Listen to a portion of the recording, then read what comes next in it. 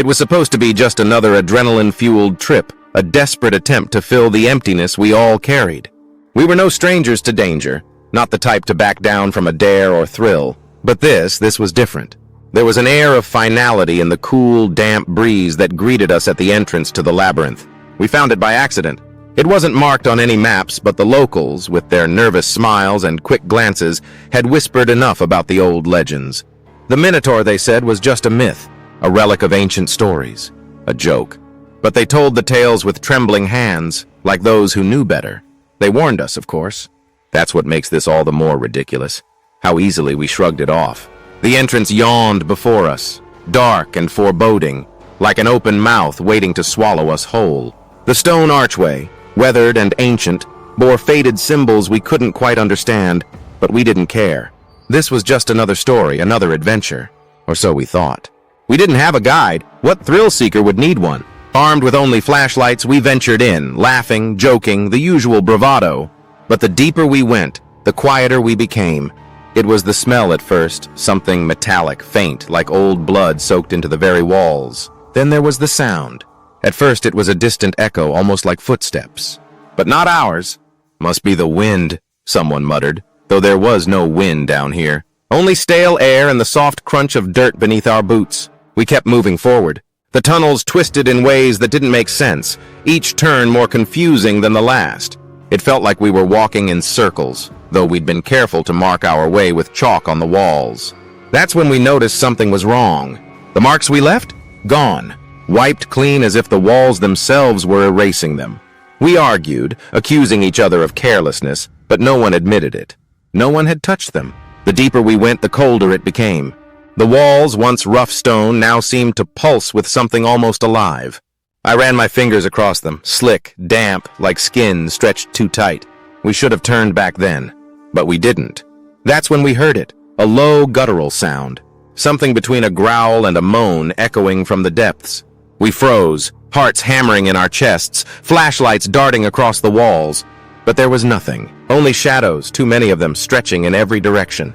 We pressed on, slower now, more cautious. The laughter had died, replaced by shallow breaths and nervous glances. The labyrinth twisted again, the walls narrowing, pressing closer. We were being funneled into something we didn't want to meet. And then we saw it, a smear of blood across the stone, fresh, glistening under the harsh light of our flashlights. It trailed down the corridor, disappearing around the next corner. We hesitated, but curiosity got the better of us. That was our first mistake. Rounding the corner, we found the source.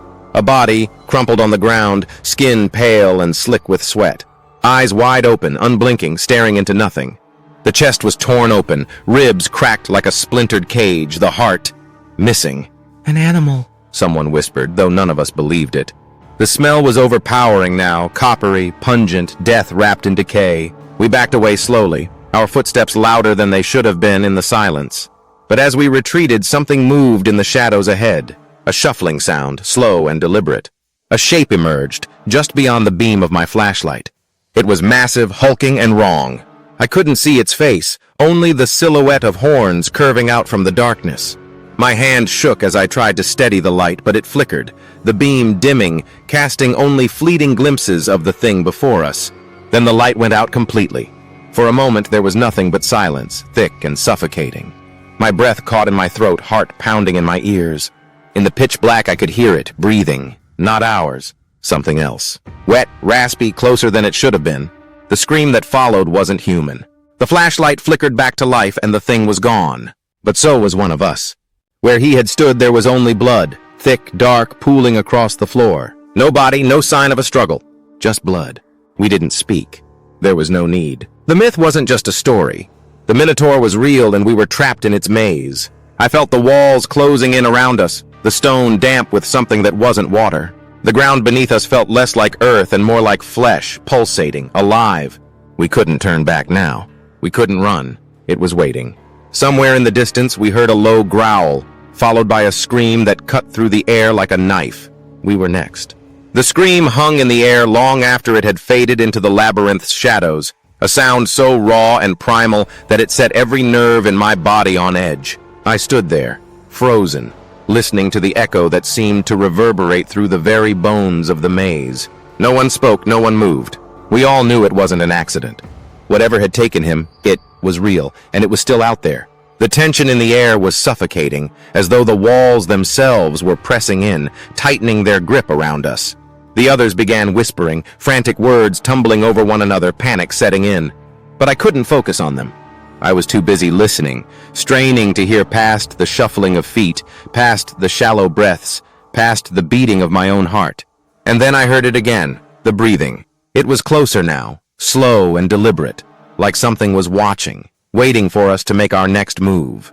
My flashlight, still flickering and weak, cast long, trembling shadows along the walls. Every shift of light seemed to reveal some new, twisted shape in the dark, but none of them moved. Not yet. We have to get out of here, someone muttered, his voice shaking. We're sitting ducks in this maze, but where? The labyrinth seemed to stretch out infinitely. An endless series of turns and dead ends that led us deeper into its heart. The chalk marks we'd made on the walls were gone, erased by whatever force was at play down here. We were blind, wandering through a maze that was alive, shifting, hungry. We pressed on, a tight group now, moving through the corridors with the kind of reckless urgency that comes from pure fear. Our footsteps echoed off the stone, each sound bouncing back at us like a taunt. And behind it all, the breathing followed. The next turn brought us to a larger chamber, its ceiling arched high above us, disappearing into shadow. It felt ancient, as though it had stood untouched for centuries, forgotten by time itself. But the smell was stronger here, that thick metallic stench of blood and something else, something far worse. In the center of the chamber was another body. This one wasn't torn apart like the first. No, this one was still intact, but lifeless, sprawled face down in the dirt. The skin on the back of his neck was unnaturally pale, like the blood had been drained from him completely. His fingers were clawed into the earth, as if in a final, desperate attempt to crawl away from whatever had taken him.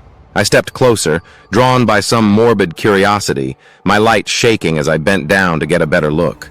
And that's when I saw it, etched into the stone beneath his body, barely visible in the dim light, a symbol. Something old, something dark. It pulsed, glowing faintly like an ember struggling to ignite. It was the same symbol we had seen on the archway when we first entered the labyrinth. The same one we had ignored, dismissed as nothing more than ancient graffiti. But it wasn't graffiti. It was a warning, and we had missed it. "He's still warm," someone whispered behind me, his voice trembling. He didn't die that long ago. I didn't respond. My eyes were fixed on the symbol, watching as the faint glow flickered in and out like a heartbeat. That's when it hit me. The labyrinth wasn't just some forgotten relic.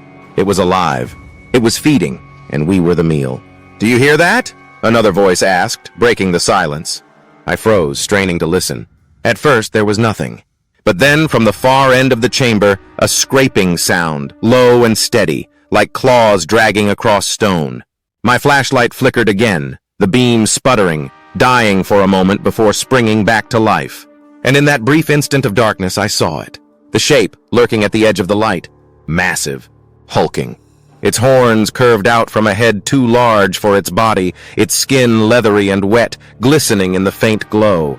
Its eyes, if they were eyes, were dark pits, endless voids that seemed to pull the light in and crush it. It didn't move. Not yet.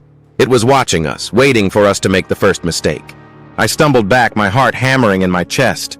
The others saw it too now, their flashlights darting wildly across the chamber, trying to pin it down. But it was gone, melted back into the shadows as though it had never been there at all. "We have to run," I managed to choke out, my voice hoarse with fear. But no one moved. They were too stunned, too paralyzed by the reality of what they had just seen. Then the scraping sound again, closer this time.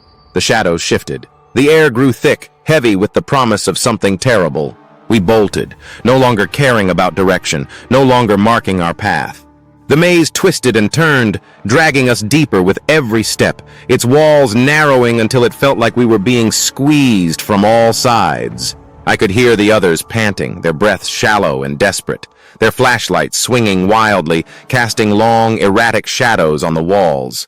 And then, just as we thought we had escaped the chamber, it happened. A scream, a horrible, gut-wrenching sound ripped through the air. I turned just in time to see one of them yanked into the darkness, their flashlights skittering across the ground, the beams spinning out into the void. There was no sound of struggle, just the wet, sickening crunch of bone. I ran. We all did. There was nothing else to do. The crunch echoed in my mind over and over, a sickening reminder of how close we all were to meeting the same fate. I could still hear the echoes of his scream, abruptly cut short, as if the darkness itself had swallowed him whole. But we kept running. There was no time to think, no time to look back. Only forward. Always forward. Our footsteps slapped against the stone in frantic, uneven rhythms, like a broken heartbeat.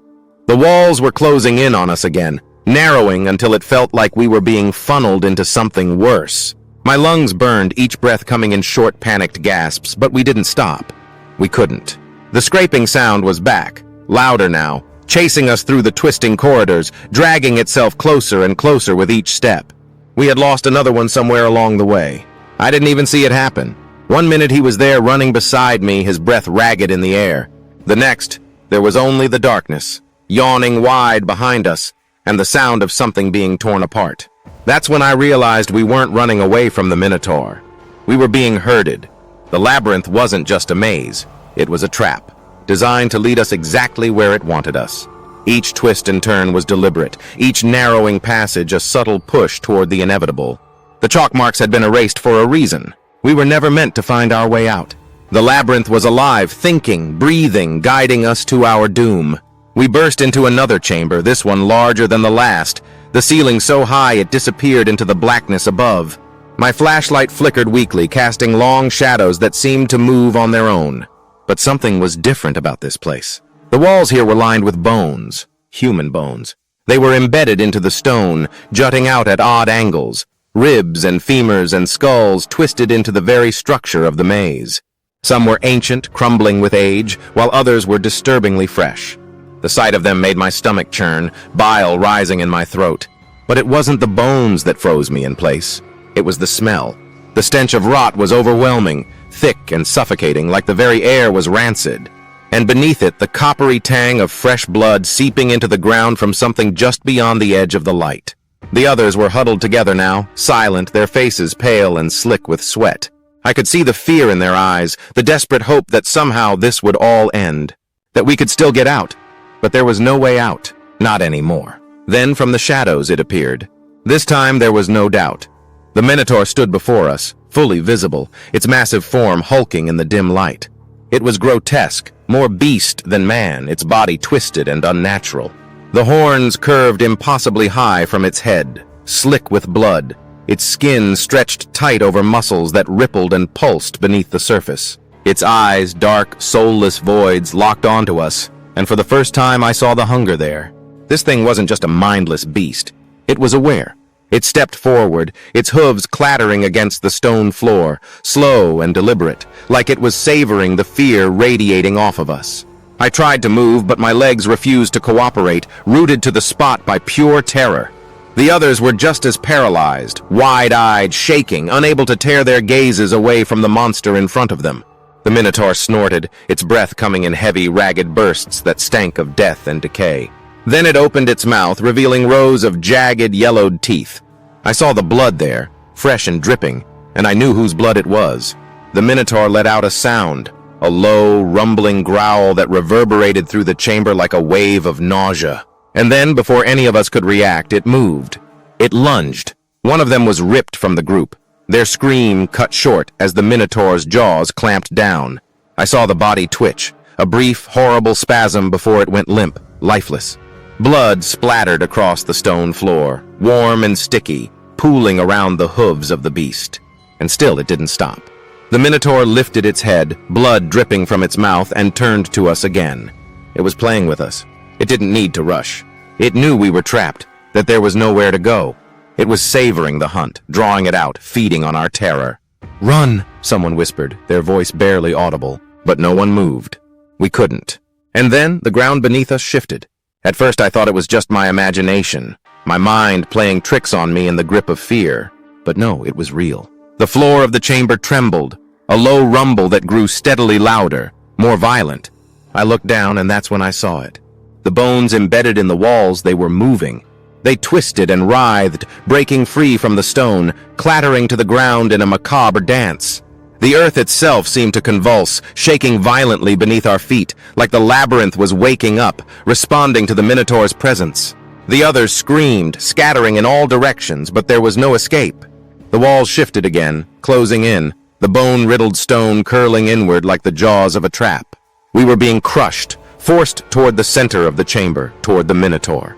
The ground split open beneath us, a gaping maw of blackness, and one by one they fell. I was the last one standing, the last one to feel the pull of the darkness beneath my feet. I glanced up, just in time to see the Minotaur watching me, its eyes glinting with something like amusement, as though it knew how this would all end. The floor gave way, and I plunged into the void. The fall was short, but it felt endless, my mind racing with every possible way this could end. When I hit the ground, the wind was knocked from my lungs, pain shooting through every bone in my body. But I was alive. Barely. I opened my eyes, struggling to focus in the dark, my hands clawing at the ground beneath me. It was wet, slick with something thick and warm. Blood. But it wasn't mine, and that's when I saw it. Not far from where I lay, in the dim light of my dying flashlight, was the source of the blood. A pile of bodies torn apart, dismembered, their faces frozen in the same terror we had felt. But it wasn't just my friends.